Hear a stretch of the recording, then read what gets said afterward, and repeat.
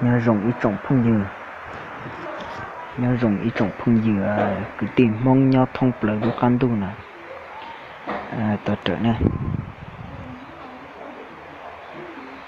ít cho phong tông nông ấy tiệc cụ kia, khi master cụ kia nông đầu giờ ta chỉ cụ, giờ kia đã đa này giờ lúa đa này giờ lúa mua rò, cụ khơi xì rồi giờ lúa mua rò, lúa rồng hành là lúa nào này, giờ lúa rồng hành cũng gần chỗ này sai thông đi chạy ạ.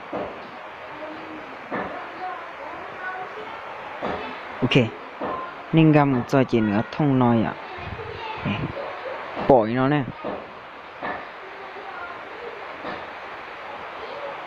Giờ luôn mua rau chắp rồi. Lúc nào khơi xí rồi. Nó thiết rong xí ạ. Nè, nên gà chị nữa thông nó. Thông nó nên một say nó. Thầu tiên như ta cần nó chị nên lòng gà được cá nó. Cá nó chỉ nên một tổ nó chị nên ok chị nếu chỉ tao ta cần nói chị nếu thiệt chỉ lấy ạ. Ok gió lên từ xả tàu lúc nào nè cũng mà mới tụ linh lúc khi master trò cái ạ. Này có sẽ mù nó này chỉ nên cho đua nào là trâu là tao này đua nào cho đua nhau hậu lúc khi master này ạ.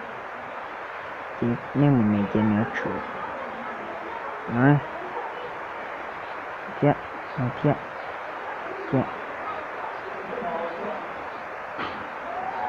ok tàu này chỉ ăn đợi chết cũng mở mất tụ linh lúc khi master nè, tụ linh đấy là tụ nó nè.